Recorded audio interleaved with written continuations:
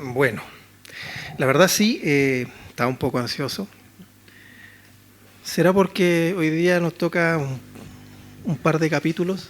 Que la verdad que, como ven ustedes, ahí está el 4, el 5, el 6 y parte, ¿no es cierto?, los primeros dos capítulos, los primeros versículos del capítulo 7. Y claro, ver cómo podíamos compactar todo esto para tocar los puntos, sí me trajo un poco de ansiedad, pero obviamente estamos acá, ¿no es cierto?, para entregar la palabra, así que espero que Dios también me acompañe a mí, ¿no es cierto?, para poder hacerlo de buena forma. Así que lo invito a orar, como siempre. Padre, gracias, Señor, le damos por esta mañana, Señor, porque podemos estar acá escuchando su palabra, lo que usted nos desea hablar a cada uno de nosotros, Padre. Le pido que usted pueda abrir nuestros corazones, nuestro entendimiento, para que usted nos siga transformando por medio de su palabra, nos siga escudriñando nuestros corazones también y sacando todo lo que quizás nos pueda separar de usted, Padre. Gracias por cada uno de mis hermanos que hoy está acá, por los que puedan estar quizás por las redes sociales y por aquellos que quizás por algún motivo no han podido venir hoy, también que usted esté con cada uno de ellos. En el nombre de su Hijo amado, Señor. Amén. Bueno, ¿puedes poner adelantar una PPT? Ahí, me parece.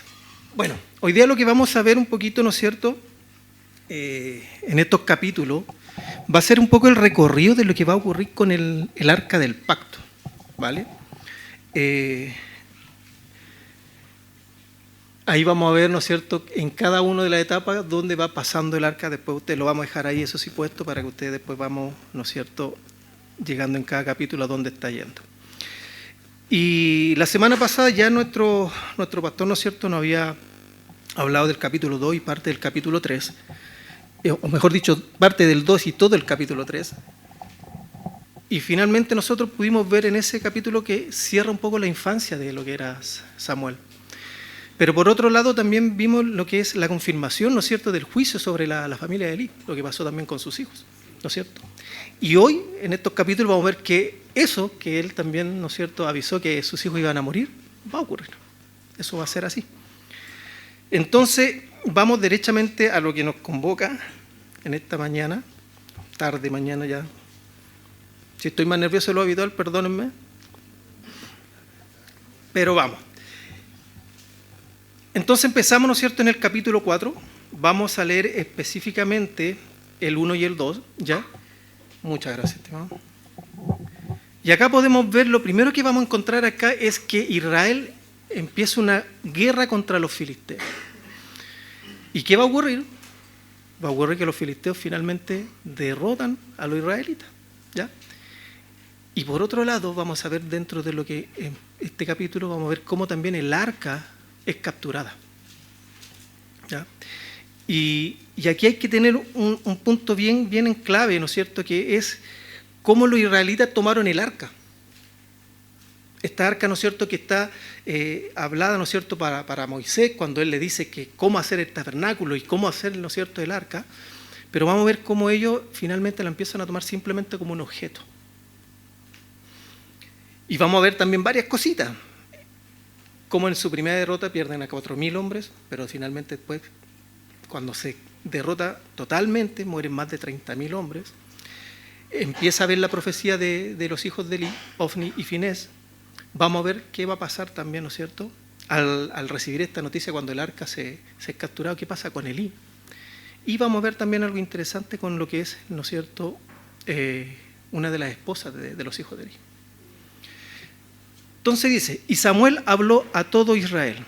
Por aquel tiempo salió Israel a encontrar en batalla a los filisteos y acampó junto a Benet-Efer. Y los filisteos acamparon en Afec. Los filisteos presentaron la batalla a Israel y trabándose el combate, Israel fue vencido delante de los filisteos, los cuales hirieron en batalla en el campo como a 4.000 hombres.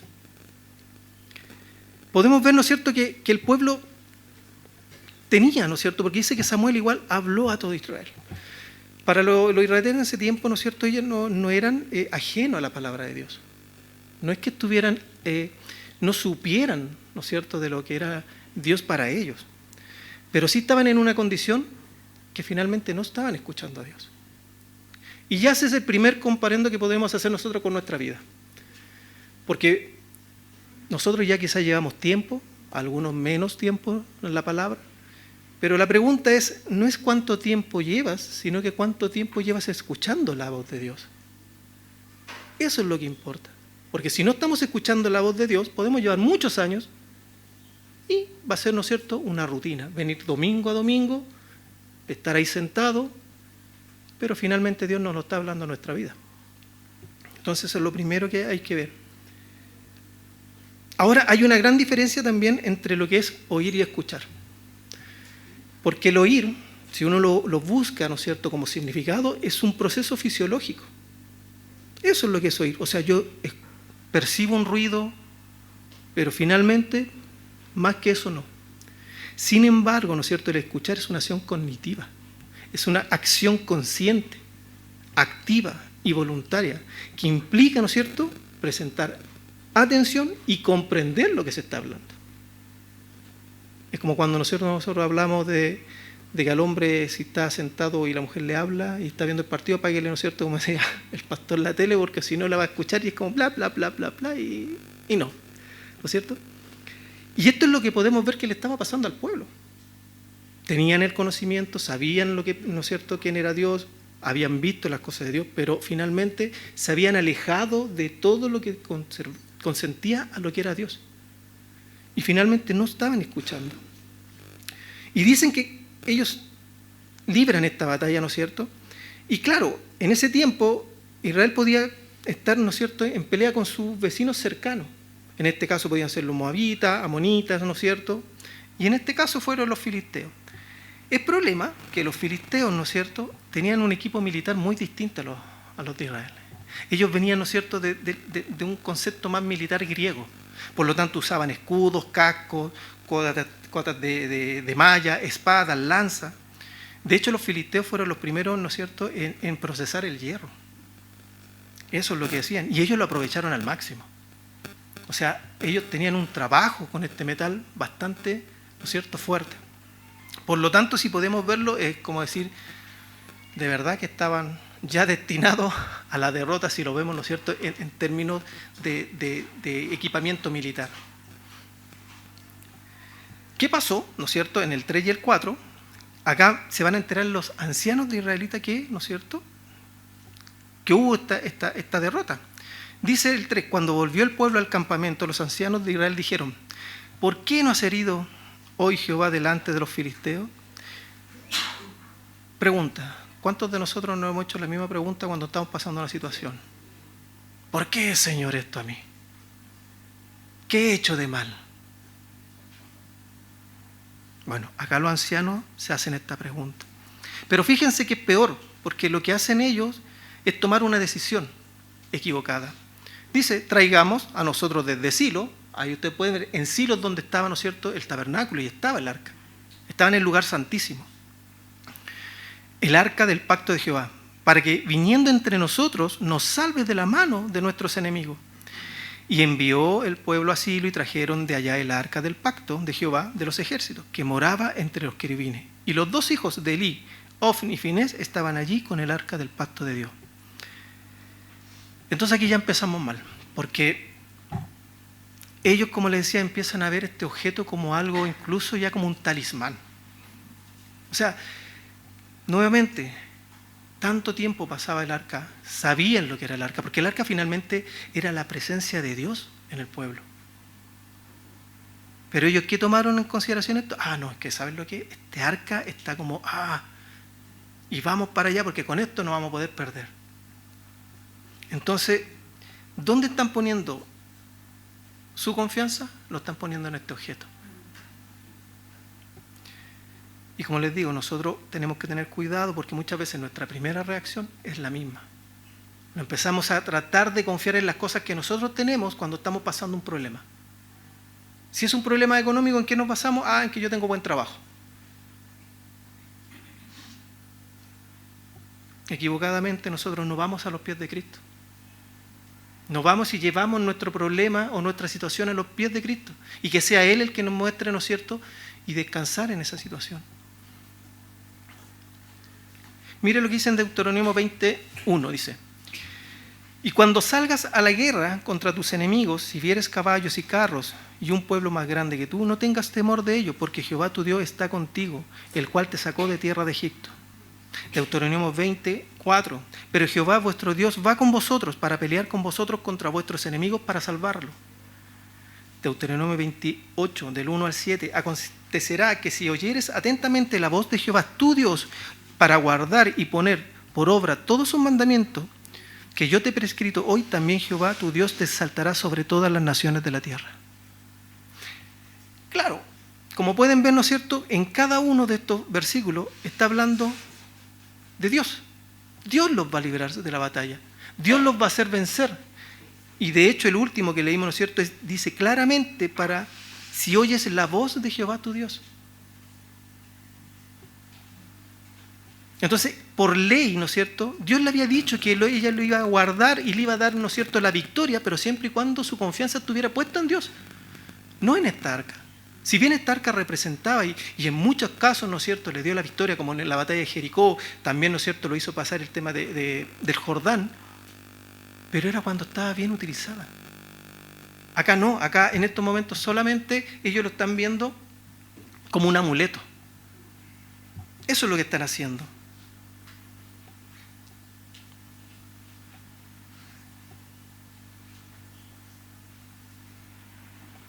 Entonces muchas veces preguntarle a Dios un por qué es como incluso absurdo. Nosotros podemos ir con franqueza al Señor, y quizás muchas veces nosotros podemos cuestionar ciertas circunstancias, pero preguntarle así: oiga, pero ¿por qué, Señor, yo? O sea, ¿y por qué no? ¿Soy tan especial para que a mí no me ocurra algo? ¿Soy tan distinto a los demás para que Dios me vea con una mirada distinta? ¿O quizás haya algo que me quiere enseñar?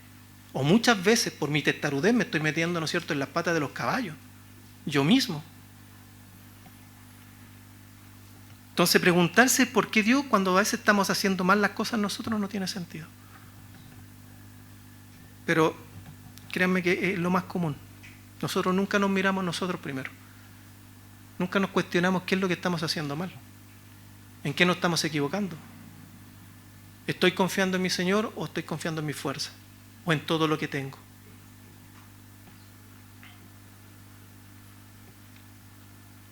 Miren, de hecho cuando estaba haciendo este estudio, obviamente como he aprendido, ¿no es cierto?, también, uno siempre está escuchando otros estudios, viendo comentarios, para que, ¿no es cierto?, uno va viendo: oh, mira, esto es lo que me está mostrando Dios. Sí, otro pastor también, ¿no es cierto?, vamos bien.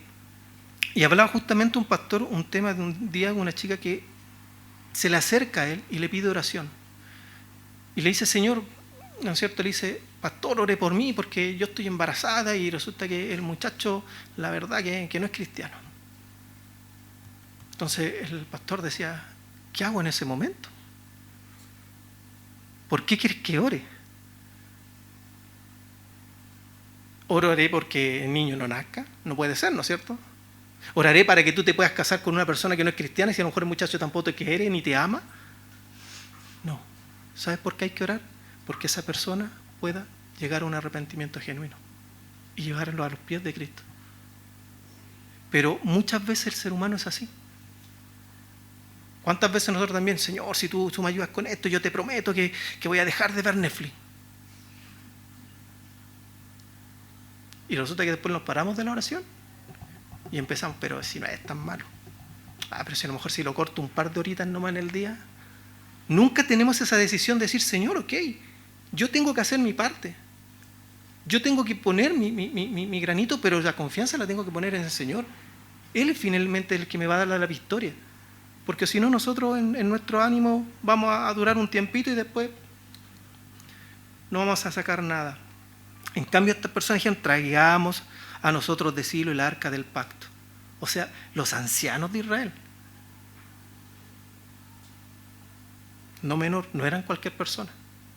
Y sacaron el arca del pacto del lugar donde Dios decía que debía estar. El arca solamente se tenía que mover cuando Dios, ¿no es cierto?, hacía mover al pueblo. Y tenía todo un ritual. No cualquiera podía tomarlo ni tocarla, no se podía llevar en carro. Solamente un grupo ¿no es cierto?, de lo que eran los levitas, que eran específicamente los coatitas, eran los que podían llevar el arca. Pero ellos no. Ellos llegaron y dijeron, no, traigámoslos nomás. Entonces esta arca del pacto, que era la representación del trono de Dios para Israel y que se mantenía en este lugar santísimo, se tomó como un amuleto. ¿Y qué? Para que viniendo entre nosotros nos salve de la mano de nuestro enemigo. Porque ellos no fueron a los pies de Cristo y oraron porque el Señor los librara. ¿Cuántas veces lo había librado ya de batalla? ¿Cuántas veces lo había sacado, ¿no es cierto?, como vemos, ¿no es cierto?, en Éxodo, cómo lo sacó de mano poderosa del faraón. Entonces, ¿dónde están todas esas cosas que ellos saben y vieron en ese momento? Por eso que les digo que no es tan distinto a nosotros. Cuando estamos bien o excelentemente bien, muchas veces no nos acordamos de Dios. Todo marcha bien, no hay tempestad, no hay nubes negras, y todo es mérito de nosotros. Todo lo que tenemos es porque nosotros. Y finalmente todo lo que podamos poseer en esta tierra es porque Dios lo ha permitido. Nuestros trabajos, nuestros hijos, nuestros matrimonios, todo. No hay nada, ¿no es cierto?, que nosotros podamos tener porque nosotros lo merecemos o porque nosotros somos los que conseguimos las cosas. Es porque Dios así lo ha permitido. Por lo tanto, en vez de reconciliarse con Dios, toman este método, digamos, supersticioso y asegurar la victoria. Ellos creían que con eso ya tenían la victoria asegurada. Finalmente descuidaron lo único que es importante, que es la relación con Dios. Y hoy día, ¿cómo también estamos nosotros? ¿Estamos aferrándonos día a día a Dios o la estamos descuidando con otras cosas? Siempre hay que hacerse esa pregunta. ¿Estamos buscando hacer la voluntad de Dios o nos estamos entregando nosotros como sacrificios vivos delante de Dios para darle a Dios el trono de nuestras vidas?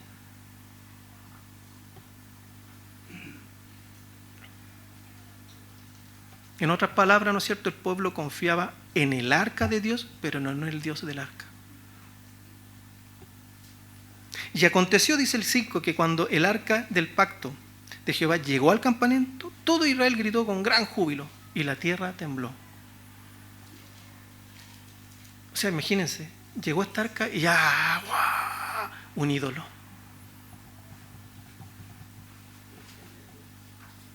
Quizás nosotros hoy día no tenemos un arca,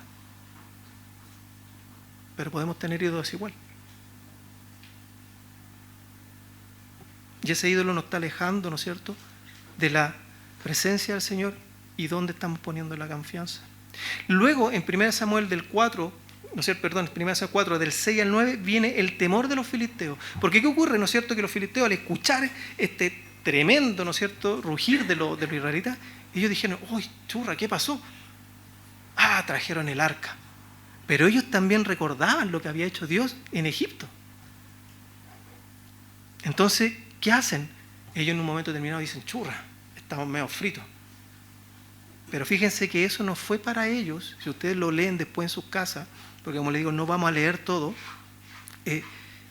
al final, en vez de hacerle entender que estaba Dios y que debían temerle a Dios, ellos decían luchar con más ganas, con más ímpetu. Entonces aquí, si bien el enemigo, ¿no es cierto?, muestra un respeto por Dios, porque sabían lo que Dios había hecho con el pueblo, pero finalmente no deciden tener un corazón de rendimiento hacia Él. No, al contrario, ¿qué hacen? Prefieren, ¿no es cierto?, llenarse de valor y vamos a la guerra. Entonces, en vez de reconocerlo, prefieren creer en ellos mismos. ¿Y qué pasa, no es cierto? Que aquí viene la sentencia que había hecho, ¿no es cierto?, el Señor a la casa de Elí. Si ustedes leen, ¿no es cierto?, del 10, el 11, viene la gran derrota. La gran derrota, donde finalmente Israel es completamente derrotado. Y mueren, ¿no es cierto?, más de 30.000 israelitas. Y ahí también muere Ofni y Finés, en el mismo día.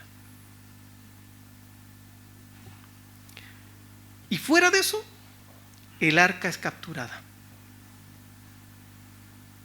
Esa posesión que ellos tanto, ¿no es cierto?, tenían como amuleto ese objeto tan importante finalmente fue arrebatada. Y lo vamos a ver más adelante. Y aquí hay algo importante, porque Dios no permite, ¿no es cierto?, finalmente que el arca fuera usado como un amuleto. Pero por otro lado podemos ver que Dios no se deja manipular. Nosotros no podemos manipular a Dios. Es como cuando decía hace un rato atrás, Dios, te prometo tal. Es como que si tratáramos de llegar a un acuerdo con el Señor, como que si el Señor dependiera de nosotros. Y esto uno tiene que tener mucho cuidado, porque este es un tipo de pecado que muchas veces no lo vemos venir. Nosotros estamos preocupados siempre de los pecados grotescos. No, si yo no he engañado a mi esposa, sí. No he engañado a mi esposo. No, yo no he robado. Pero hay cositas pequeñitas que para el Señor son igual. Pero nosotros tenemos esta capacidad de como ponerlo a la balanza, uno más grave que el otro. Y este tipo de pecados sencillos, sutiles, muchas veces trae consecuencias. Porque nos van alejando cada vez más del Señor. Y va a llegar un momento donde, si estamos en esa misma rutina constantemente, nos separamos totalmente de Dios y Dios le dice, ok, ¿sabes qué? Vive a tu manera. ¿Quieres hacer esto? Hácelo. Y nuestro corazón se empieza a endurecer. Y ya después le damos rienda suelta a todo. Entonces en el versículo 11 dice que el arca de Dios fue tomada y murieron los dos hijos de Elí, Ofni, ¿no es cierto?, y Finés. Pero por lo menos acá podemos ver también, ¿no es cierto?, que no es una consecuencia, ni algo que digamos como, no es que aconteció así. No, la muerte de Ofni y Finés, ¿no es cierto?, que fue consciente en esta guerra, era el cumplimiento exacto de Dios. No fue al azar. Él ya le había dicho. No le dijo cuándo, pero le dijo que iban a morir los dos hijos, en el mismo día.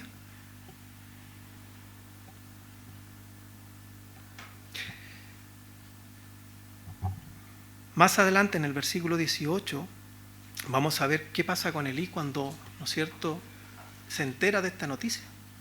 Porque finalmente lo que ocurre acá, ¿no es cierto?, es que una persona huye, ¿no es cierto?, alcanza a arrancar y se devuelve, ¿no es cierto?, donde estaba Elí. Y dice que Elí tenía 98 años, pero no muere por la derrota militar. No muere incluso ni siquiera por el tema de que le hayan dicho que sus hijos habían muerto. Él muere cuando le dicen que el arca había sido tomada y capturada. Versículo 18 dice, y aconteció que cuando él hizo mención del arca de Dios, Elí cayó hacia atrás de la silla al lado de la puerta y se desnucó y murió, porque era hombre viejo y pesado. O sea, él pudo soportar la derrota, pudo soportar la mención, ¿no es cierto?, de que sus hijos murieron, pero cuando el arca le dijeron que fue capturada, fue un golpe duro. Y fue un golpe duro porque él sabía lo que iba a ocurrir.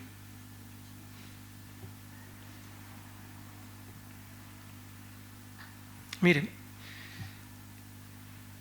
en Josué 24:15, y si mal os parece servir a Jehová, escogeos hoy a quién sirváis, si a los dioses a quienes sirvieron vuestros padres cuando estuvieron al otro lado del río, o a los dioses de los amorreos en cuya tierra habitáis, pero yo y mi casa serviremos a Jehová.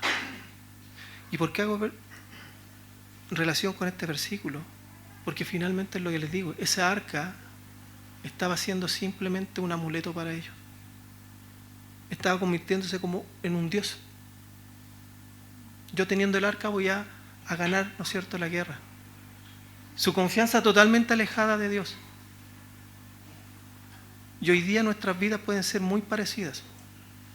¿Qué estamos haciendo nosotros en nuestros hogares, con nuestros hijos? ¿Qué le estamos permitiendo? Porque acá claramente Josué habla, dice, yo y mi casa serviremos a Jehová. Y me acuerdo muy bien, ¿no es cierto?, la semana pasada también, como nuestro pastor en un momento dijo, ¿qué pasa si mi hijo está en una situación que no corresponde, en droga, robando, vendiéndome las cosas? ¿Voy a seguir abrazándolo? ¿O va a llegar un momento duro en decir, ¿sabes qué? Ahí está la puerta. pero acá en mi casa no. Tú no te puedes seguir drogando. Tú no puedes seguir tomando. No puedes vivir en pecado. No puedes seguir viviendo en pecado acá porque yo y mi casa serviremos a Dios.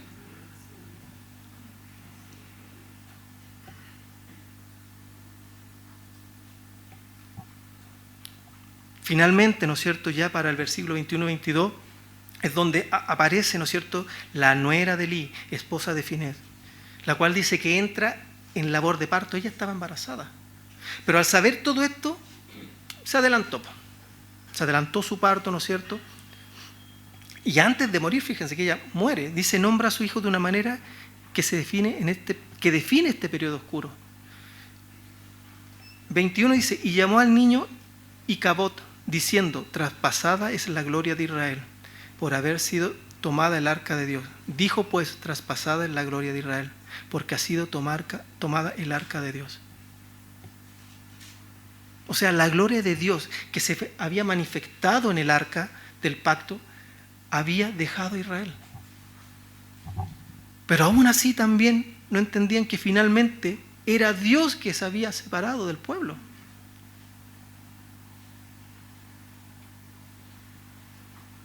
Y aquí es algo que uno tiene que pensar, porque muchas veces pensamos que Dios es el que se separa. Y no, Dios seguía ahí. Dios estaba con el pueblo. El problema es que el pueblo era el que estaba alejado de Dios. Ellos se quisieron apartar de Dios. Ellos ya no oían su voz. Ellos preferían vivir su vida de la forma que ellos querían. ¿Cómo es nuestra vida? ¿Cómo estamos viviendo nuestra vida hoy día?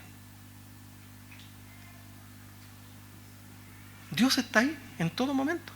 Dios no desaparece. Pero sí en un momento es lo que les digo. Dios te deja hacer tus cosas. Él no te va a amarrar ni te va a controlar como un títere. ¿Quieres vivir una vida licenciosa? Hazlo. ¿Quieres vivir en fiesta? Sigue en fiesta. ¿Quieres estar con una persona que no es cristiana? Hazlo. Te traerá consecuencias. ¿Estás acercándote a Dios? Haz lo que Dios te demanda. Pone tu vida en control. Pone tu vida en orden. Lamentablemente es así. Dios no está para que nosotros estemos a media tinta. Si uno dice amar a Dios, uno tiene que ser obediente a la palabra de Dios. Si no, es simple, no estamos amando a Dios. Estamos más amando al mundo, estamos más amando a mi pareja, porque no, es que yo vivo con ella, pero convivo, pero no me quiero casar. No, es que mi hijo está metido en malas cosas, pero yo, como es mi hijo, yo lo tengo que contener. Sí, uno lo trata de ayudar. Pero llega un momento donde nosotros primero tenemos que decidir por Dios. Dios es más importante que mi esposo, que mi esposa, que mis hijos. Mi amor primero y mi obediencia tiene que ser con Él.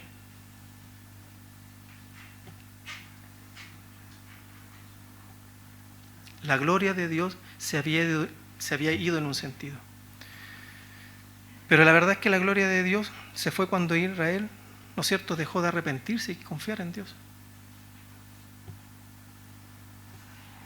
Y el nombre, ¿no es cierto?, de Icabod significa literalmente ¿dónde está la gloria? O sin gloria.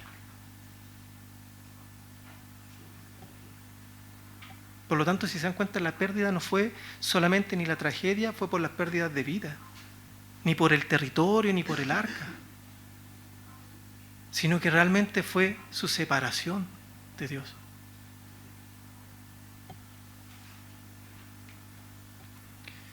Por lo tanto, en este capítulo podemos ver, ¿no es cierto?, que los símbolos que nosotros podemos utilizar de fe no pueden sustituir la relación viva con Dios.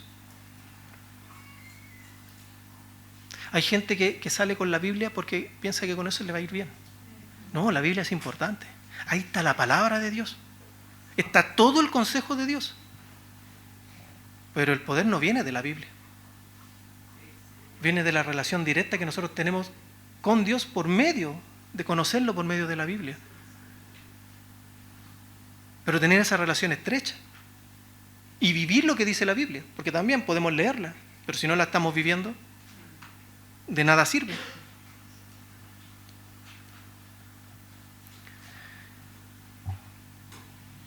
Ahora vamos a pasar al capítulo 5, donde vamos a ver la soberanía de Dios sobre los ídolos.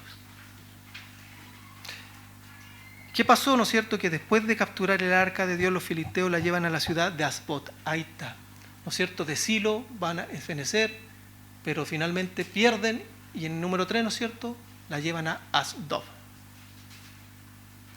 ¿Ya? Y claro, ellos tenían sus dioses, felices porque derrotaron, ¿no es cierto?, a los israelitas, obtuvieron el arca. ¿Qué mejor que ponerlo en una casa de sus ídolos? Pero aquí también vamos a ver algo. Dios no necesita ejército para defender su honor. Dios no necesita de nadie. Dios es autosuficiente.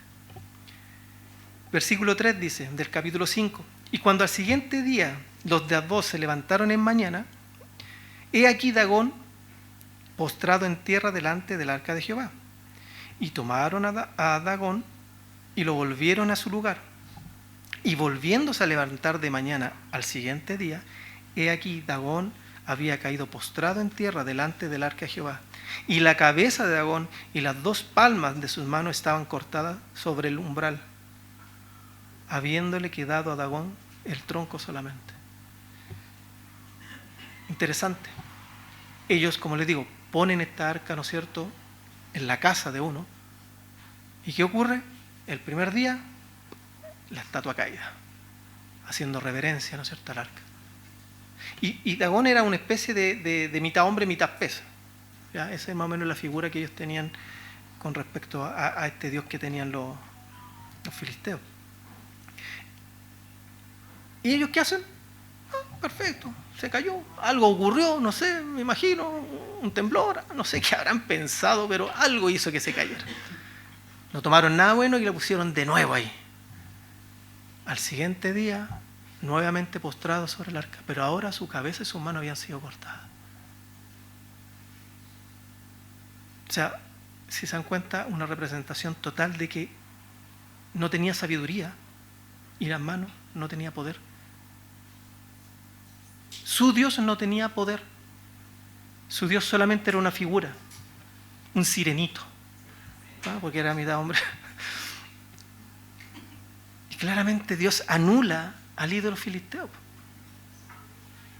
Y es penoso porque ellos incluso en vez de reconocer la gloria de Dios, a pesar de que tenían conocimiento, habían escuchado, ellos dicen, no, ¿sabéis qué? Como estaba en el umbral, nosotros vamos a hacer algo, vamos a saltar el umbral porque ahí fue donde ocurrió este hecho. Y hasta el día de hoy ellos supuestamente en esa casa no pisan el umbral. En vez de reconocer el poder de Dios, toman otra que actitud religiosa. Saltémoslo. Finalmente era más fácil tomar a Dagón y tratar de pegarle, ¿no es cierto?, las manos, la cabeza, ponerlo de nuevo ahí, a que entender, ¿no es cierto?, y tratar de cambiar sus vidas en la presencia de Dios.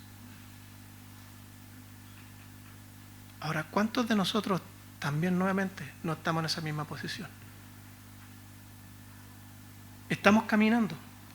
Sí, pero también tenemos que ser honestos. ¿Qué cosa no le hemos entregado a Dios? ¿Qué cosa todavía la tratamos de manejar nosotros?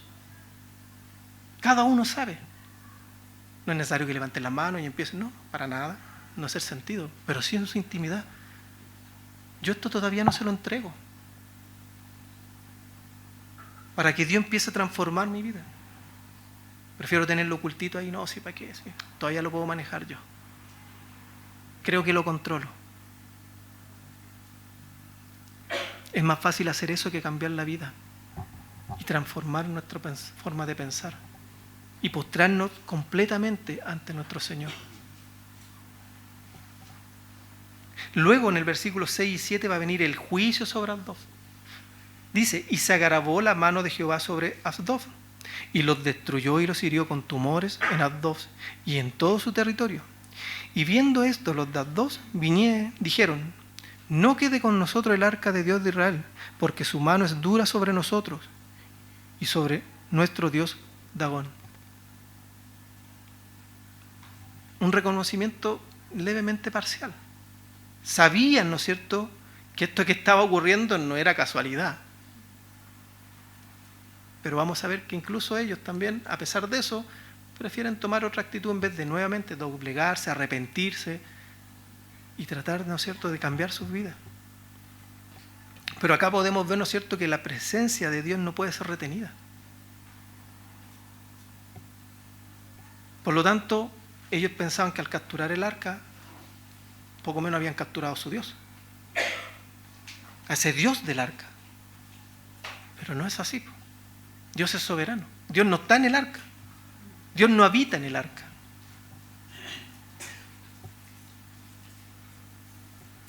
¿Y qué hacen ellos? El 8 y el 9 envían el arca a Gat. O sea, de Asdod pasa a Gat. Todos esos territorios son filisteos, para que se entienda. ¿Pero qué va a ocurrir? Ocurre exactamente lo mismo. Dice el 8, convocaron pues a todos los príncipes de los filisteos y le dijeron, ¿qué haremos del arca de Dios de Israel? Y ellos respondieron, pasemos el arca de Dios de Israel a Gat. Y pasaron allá el arca de Dios de Israel, y aconteció que cuando le había pasado, la mano de Jehová estuvo contra la ciudad con gran quebrantamiento y afligió a los hombres de aquella ciudad, desde el chico hasta el grande, y se llenaron de tumores. Acá cuando habla de tumores, muchos comentaristas hablan de que puede ser, ¿no es cierto?, una peste bubónica. ¿Y por qué? Porque tiene relación con una rata, y más adelante vamos a ver qué pasa con esta imagen de las ratas. Se llenaron de tumores. Y cuando habla también, ¿no es cierto?, de que la mano de Dios estuvo contra la ciudad, no es solamente que los enfermó, es que todos sus campos también fueron destruidos. O sea, la mano de Dios poderosa sobre ambas ciudades. Intentan deshacerse del problema, pero sin un reconocimiento espiritual. ¿No les suena tan bien conocido? ¿Reconocemos nuestra condición espiritual o tratamos de simplemente, no, mejor, sí, el problema viene por otro lado? Por eso es importante estar siempre también viéndose. Como decía la otra vez nuestro pastor también, dejémonos de vernos en el espejo de cartón, ahí no nos podemos ver nada, así que hay que reconocer la condición espiritual. Y en vez de someterse al Dios de Israel, decidieron deshacerse de él. Pensaban nuevamente, Dios está contenido en esta arca, entonces si la llevamos para otro lado, el Dios los va a dejar tranquilos, se va a ir para allá. No, Dios está en todos lados. Dios es omnipotente. Su poder, ¿no es cierto?, está en todas partes. Yo estoy acá y Dios está conmigo. Pero si mi esposo está en su casa, también Dios está allá. Y así. ¿Qué pasa? Que el arca llega a Ecrón. Ahí está Ecrón. O sea, de Gat a Ecrón. Adivinen lo que pasó. Lo mismo. Lo mismo. Entonces ellos deciden llevar el arca a Ecrón. La gente de Ecrón dice, entra en pánico porque ya estaba viendo lo que había pasado, ¿no es cierto?, en Asdod, ¿no es cierto?, lo que había pasado también en Gat. Entonces dijeron, claro, mandan la arca para acá para que nosotros muramos. Pánico, terror. O sea, ellos creían que el arca la habían utilizado para matarlos. ¿Y qué pasa? Dios vuelve a ir a la ciudad, causando muerte, enfermedad y desesperación. Era como cuando uno dice, ¿no es cierto?, ¿dónde quema la papa? Así tomaban el arca. Ya no la querían tener. ¿Y qué es lo mejor? Pasémosla para el lado. Pero acá también nos enseña que nadie puede resistir el poder de Dios. Nadie. Y el temor se extiende porque reconocen que esto no es casualidad. O sea, ya no podía ser que algo ocurriera, ¿no es cierto?, en Asdod, que lo mismo ocurriera en Gat y que lo mismo ocurriera en Ecrón. No era coincidencia. Pero también hay otra cosa. Dios no necesita que lo defiendan. ¿Por qué? Porque el pueblo fue derrotado. Pero Dios mismo muestra su poder contra los filisteos. No necesita de un ejército. Por eso es que también que dice, ¿no es cierto? No es ni con ejército.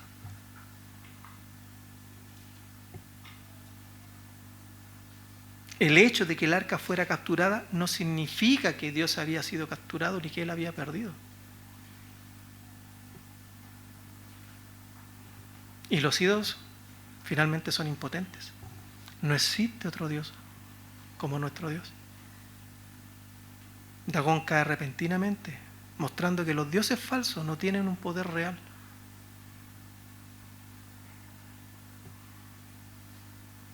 Pero la presencia de Dios también trae juicio. Porque finalmente uno podría decir, sí, claramente Dios permitió todo lo que pasó con Israel, ¿no es cierto? Con su pueblo. Fueron capturados, fue capturada el arca, mataron más de 30.000. Pero Dios no se iba a olvidar tampoco de llevar su juicio a los filisteos. Como dice su palabra, ¿no es cierto? Él está en contra de los impíos. Y tarde o temprano Él va a mostrar, ¿no es cierto?, su mano y su justicia.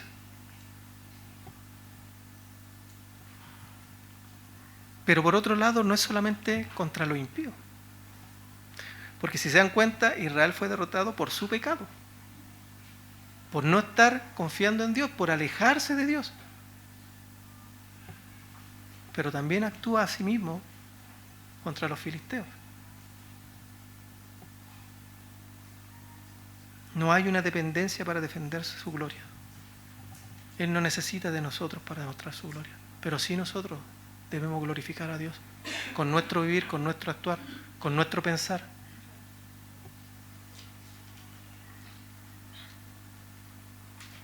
Y entramos ya en el capítulo 6, ¿no es cierto? Que finalmente, después de este juicio tremendo que vemos recién en este capítulo 5, ¿no es cierto?, donde estuvieron más de 7 meses los filisteos sufriendo, ¿no es cierto?, ellos dicen y deciden devolver el arca. Resistiendo, ¿no es cierto?, no pudieron resistir el poder de Dios. Por lo tanto, la única solución que yo encuentro es decir, ¿sabéis que devolvamos el arca? Versículo 1 y 2 del capítulo 6. Dice, estuvo el arca de Jehová en la tierra de los filisteos 7 meses. Entonces los filisteos, llamando a los sacerdotes y adivinos, preguntaron, ¿qué haremos del arca de Jehová? Hacernos saber de qué manera la hemos de devolver a enviar a su lugar. ¿Qué haremos del arca de Jehová? Ahora, aquí también hay algo interesante. Tuvieron 7 meses. 7 meses. ¿Por qué no la devolvieron al mes? No, sino que una solución parche. Traslademos para este lado. Ocurrió lo mismo. Nuevamente. ¿Por qué de haber llegado a la segunda ciudad, a la semana no la devolvieron?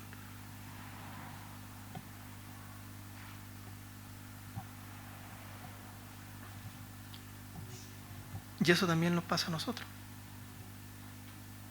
A veces a conciencia sabemos que estamos haciendo algo mal.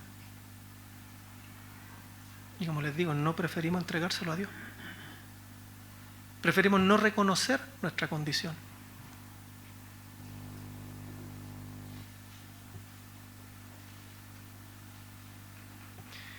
Claro, ellos felices cuando la capturaron. Pero a medida que pasó el tiempo, se dieron cuenta que el arca era una carga. No era un trofeo. Y por primera vez, entre comillas, están reconociendo que el problema no es algo solamente físico, sino que es algo espiritual.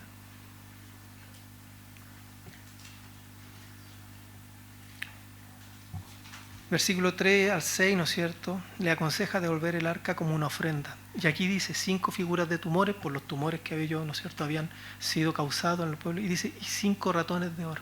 Por eso es que algunos comentaristas piensan que estos tumores están relacionados con la fiebre bubónica, que era una enfermedad que transmitían los ratones. ¿Ya? Representado a la ciudad de Filistea. dice que no la enviéis vacía, sino que pagarle expiación. Y eso es lo que significa, ¿no es cierto?, una expiación, un sacrificio. Por lo tanto, los sacerdotes filisteos tuvieron un sentido común, por decirlo de una manera. Dijeron, hemos ofendido a su Dios, entonces ¿saben qué? Devolvamos el arca, pero no la devolvamos solita, sino que demos un tributo, una expiación para que Él nos perdone. Pero no expresaban su arrepentimiento.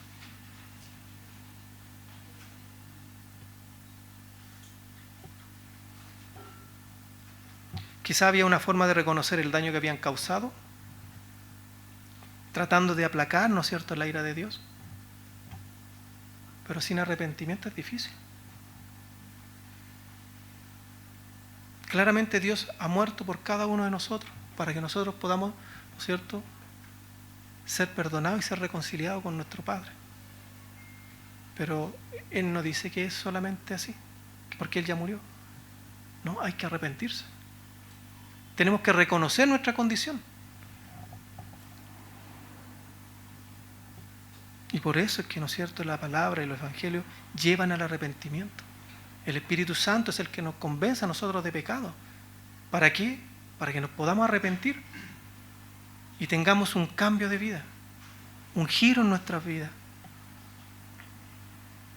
Y ellos claramente tenían muy en mente lo que había pasado, como les digo, con Egipto, la referencia que está en Éxodo. Reconociendo que resistir a Dios empeora las cosas. El faraón lo vivió en carne. 10 plagas. Y una lo único que hacía era endurecer un poco más el corazón de faraón. Y en faraón también le pasa lo mismo. ¿Se acuerdan cuando manda el tema de la rana? Y le pregunta, me dice, ¿pero cuándo quieres que se vayan? Mañana. ¿Por qué no ahora? ¿Por qué no en ese mismo momento? No, mañana. ¿Qué quería mostrar el faraón con que se fueran mañana las ranas? Lo mismo que ocurre acá. 7 meses estuvieron bajo la ira. 7 meses se demoraron en tomar la decisión de devolver el arca.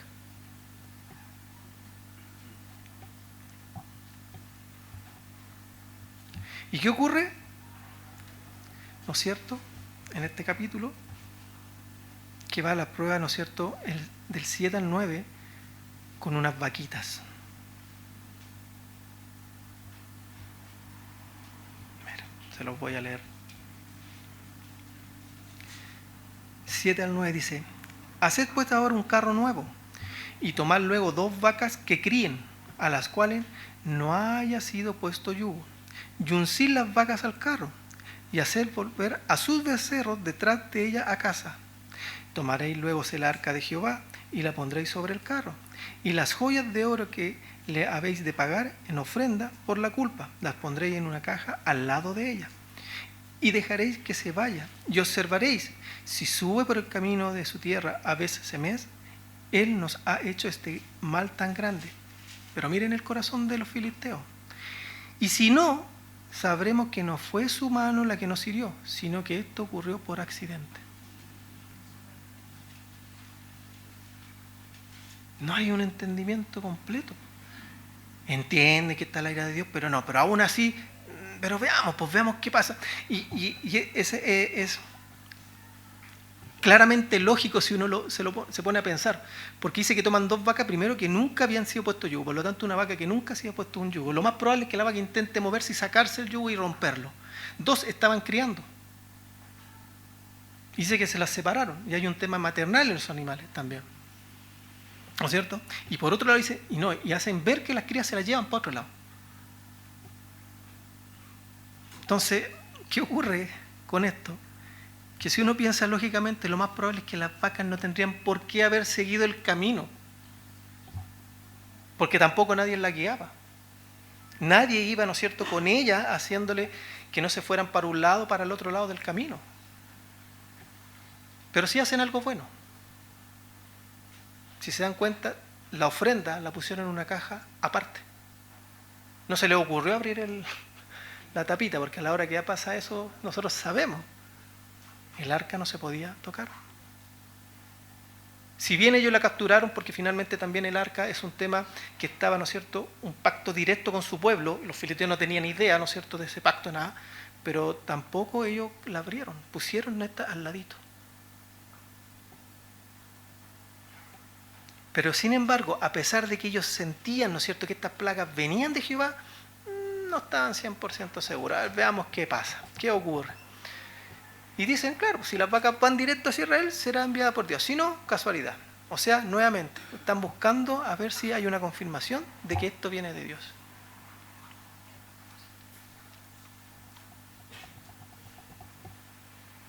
¿Qué ocurre? Adivinen lo que pasa con las vaquitas.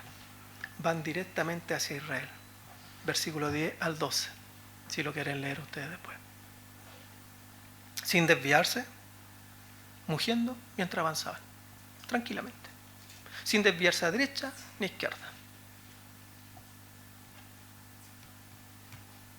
Podríamos ser como las vaquitas. Sin embargo, no somos como las vaquitas. Las vaquitas están haciendo la voluntad derechamente de lo que Dios quiere. Y ellas no tienen entendimiento. Ellas no tienen un raciocinio. Sin embargo, nosotros somos más porfiados que las vacas. Dios nos dice, vaya para allá. Ah, vaya para acá. Pero vaya para allá. No, sí, vamos para acá. Y después nos pegamos costalazos y hacemos lo mismo que al principio. ¿Pero por qué, Señor?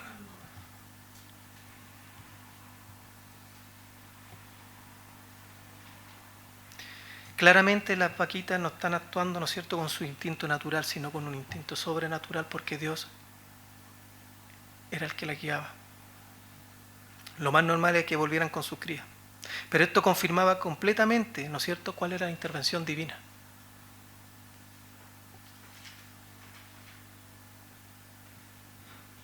Claramente, ya con esto los filisteos sabían que no había duda de dónde venía el poder, de dónde venía el castigo.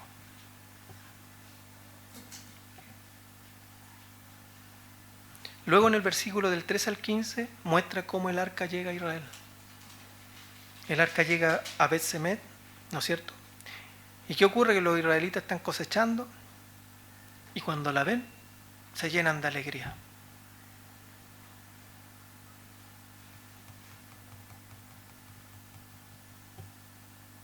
Pero ¿habrán estado entendiendo realmente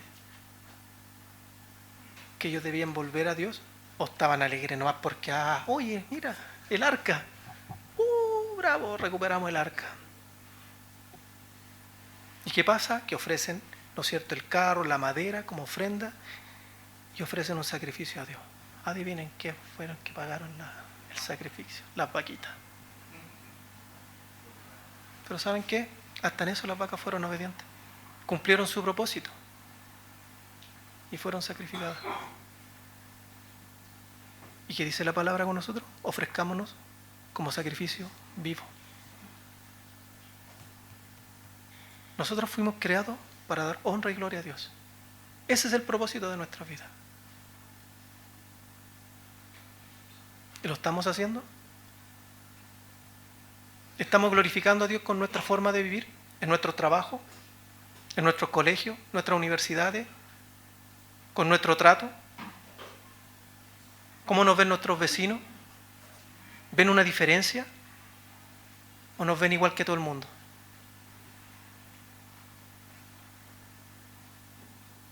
Debemos despertar. Yo no sé si de aquí salga y no vuelvo más, o me pase algo, y debo estar a cuenta con Dios. Si yo estoy en alguna actitud que no corresponde, es tiempo. Pero es tiempo de tomar decisiones. No es tiempo de decir, no, sí, yo sé. No seamos como los filisteos. Veamos si la vaquita se va para allá. No, pues si nosotros conocemos a Dios, sabemos quién es Dios.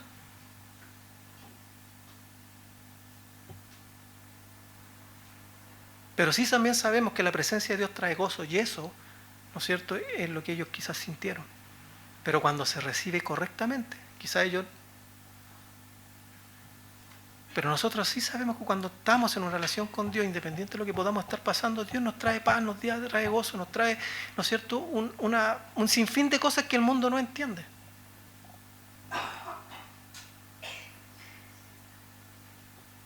¿Y qué pasa? Dice que los gobernantes filisteos observaron todo. O sea, ellos nos metieron las manos, pero sí iban detrásito ahí, a ver, ¿para dónde va la vaca? ¿Llegó o no llegó? Y finalmente, ¿no es cierto?, observan todo y regresan, convencidos de que fue la obra de Dios.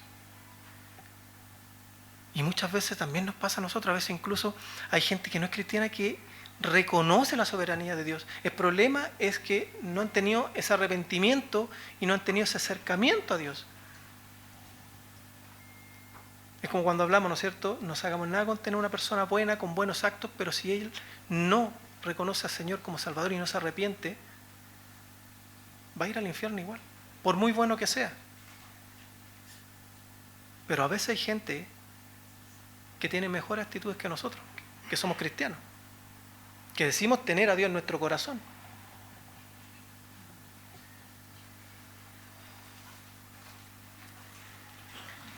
Y fíjense lo que pasa, ¿no es cierto?, en Betsemen. Aquí ya era un pueblo de Israel, ¿no es cierto? Aquí no estaban los filisteos, aquí eran Israel. Dice, ¿no es cierto?, que algunos de los hombres miran dentro del arca, lo cual estaba prohibido. Entonces Dios hizo morir a los hombres de Besé porque habían mirado dentro del arca de Jehová. El arca del pacto solo debía ser tocada y manejada por los levitas de la familia de los Coat. E incluso ellos recibieron la orden de no tocar el arca. Eso lo pueden ver en Números 4:15.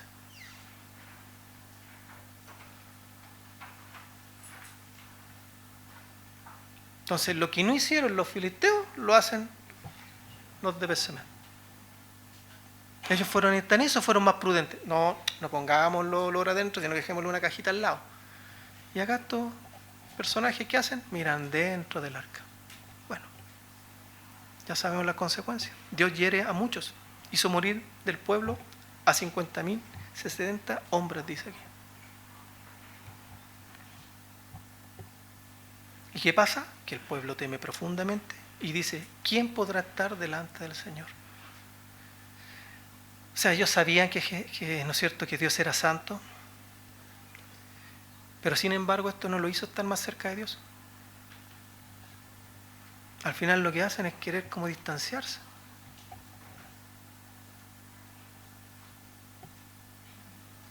Finalmente envían el arca a otra ciudad.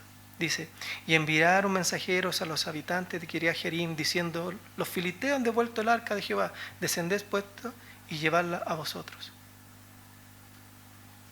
O sea, si ellos hubieran entendido realmente, ¿no es cierto?, la presencia de Dios por medio quizás de esta arca, y cuando la recibieron, ellos lo primero que tendrían que haber hecho, ¿no es cierto?, nuevamente es arrepentirse, volverse a Dios, reconocer su condición.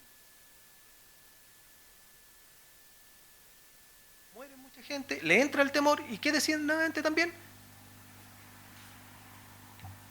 Pasemos el arca, pasemos la papita caliente.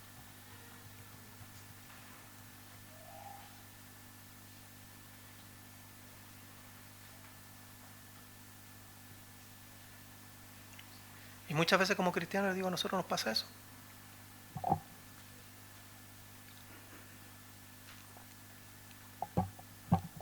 Entregamos cosas, pero a media. Ayúdame, Señor, con tal situación que estoy pasando, pero en vez de confiar en Él y esperar en su tiempo, empezamos nosotros a ponernos impacientes y empezamos a tratar de...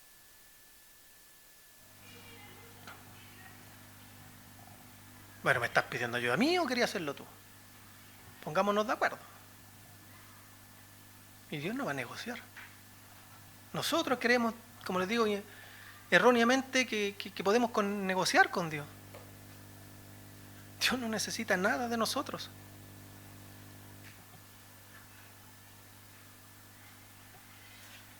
Dios no solo es poderoso, también es santo.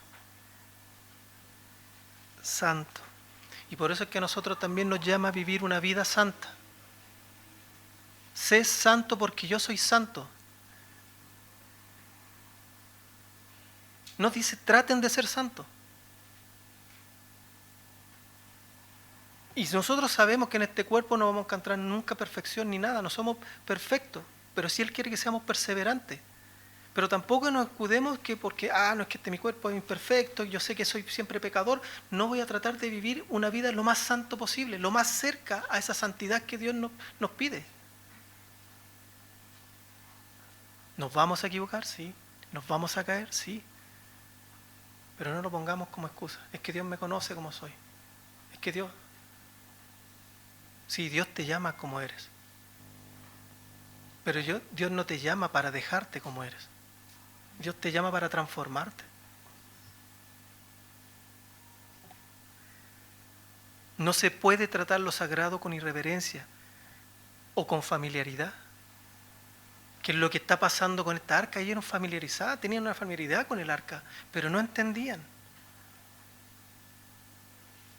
Y no la trataban con la reverencia que correspondía. No tendrían por qué haber sacado el arca del lugar santísimo. No tendrían por qué haberlo ocupado como amuleto. Ellos deberían haber vuelto a Dios y haber orado a Dios para que Dios los librara así como muchas veces los libró. Pero Dios disciplina, y disciplina tanto a los enemigos como a sus hijos.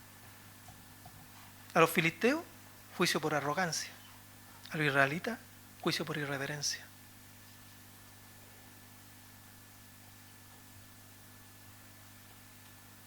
Reconocer a Dios no siempre significa obedecerle. Así es como lo ve el mundo.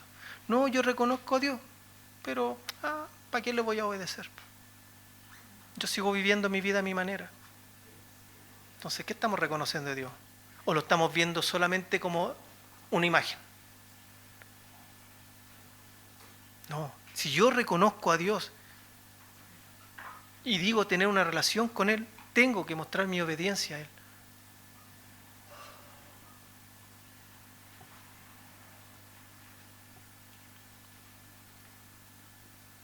Sin embargo, ¿no es cierto? El mundo es igual que los filisteos. Pueden reconocer el poder de Dios, pero no le siguen. Pero nosotros no podemos cometer ese error. Nosotros que tenemos, ¿no es cierto?, la palabra, que estamos aprendiendo en la palabra, que decimos que estamos siendo educados por la palabra, no podemos cometer ese error. El que ama es aquel que obedece y guarda mis mandatos. Y muchas veces no basta con la alegría o la cercanía. Podemos venir todos los domingos, podemos venir a las reuniones de hombres, las mujeres a sus reuniones de mujeres, pero se nos olvida que Dios está con nosotros 24/7 y nos pide excelencia 24/7.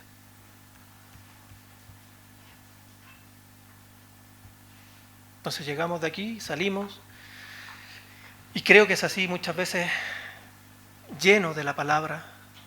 El problema es que a medida que nos vamos alejando, vamos dejando trocitas de palabra. Se nos va cayendo como la palabra, y cuando llegamos a nuestras casas nos queda poquito. Y volvemos a nuestras vidas muchas veces llenas de pecado. Y vivimos conforme con eso. Dios es soberano, poderoso, santo. No puede ser manipulado, ni tampoco tratado con ligereza.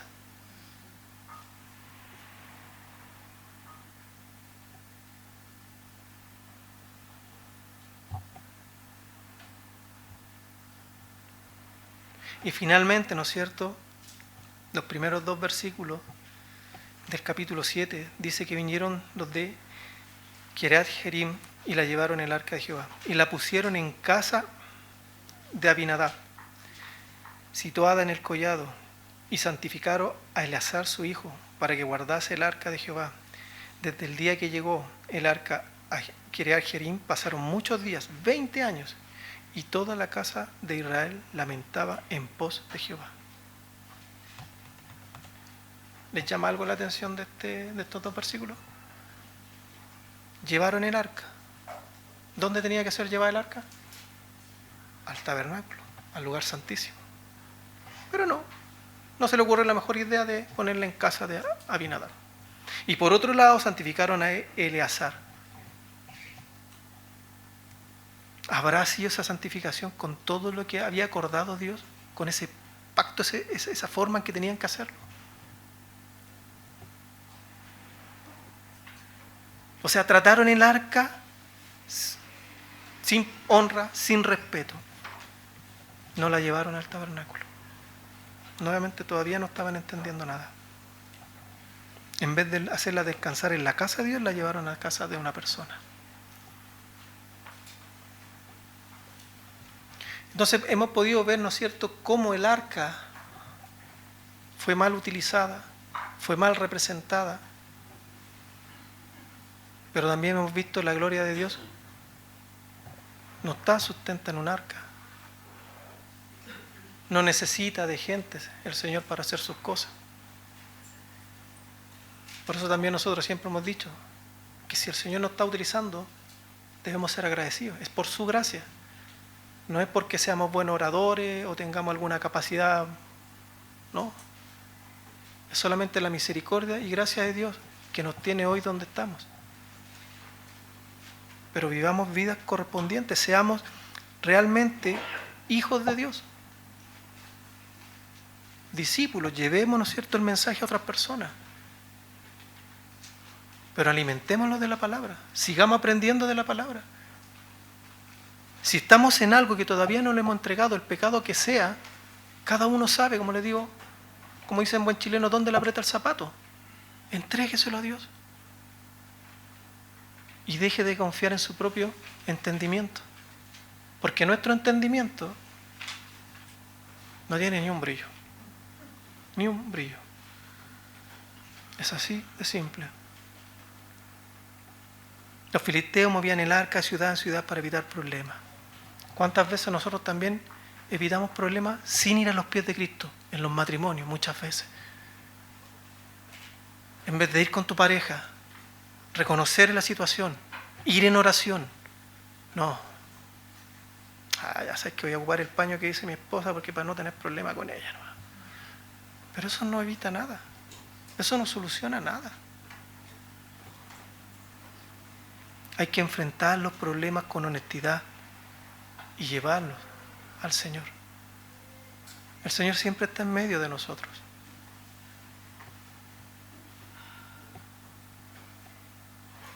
No ignoremos las señales.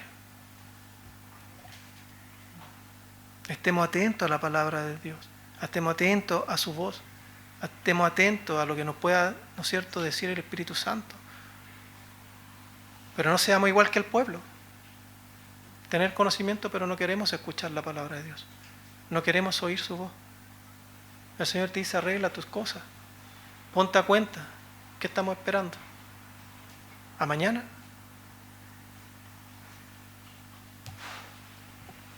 No vaya a ser que Dios venga hoy y nos quedemos. Yo sé que no me voy a quedar, gracias a Dios. Aunque pueda parecer quizá soberbio, pero no es por soberbia. Es porque simplemente trato de estar en las manos del Señor día a día, reconociendo mi condición, reconociendo que no soy perfecto, reconociendo que tengo que cambiar muchas cosas.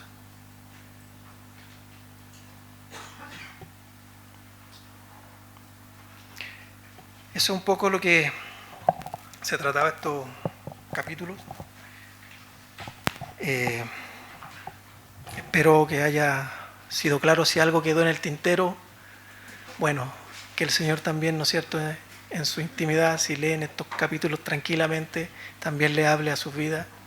Acuérdense que siempre nosotros estamos acá, como decimos, para enseñar, pero hay una responsabilidad personal. Y de verdad que Dios habla mucho más en la intimidad que muchas veces acá. En nuestra intimidad, cuando estamos con ese corazón contrito, ese corazón realmente humillado, el Señor sí nos habla. Ahí nos toca esa fibra. Y estemos dispuestos a ser transformados por Dios. Estemos dispuestos a entender que debemos, ¿no es cierto?, tener esa reverencia ante nuestro Señor. No lo tomemos a la ligera. No tomemos su palabra a la ligera. No tomemos su sacrificio a la ligera. Padre, gracias, Señor,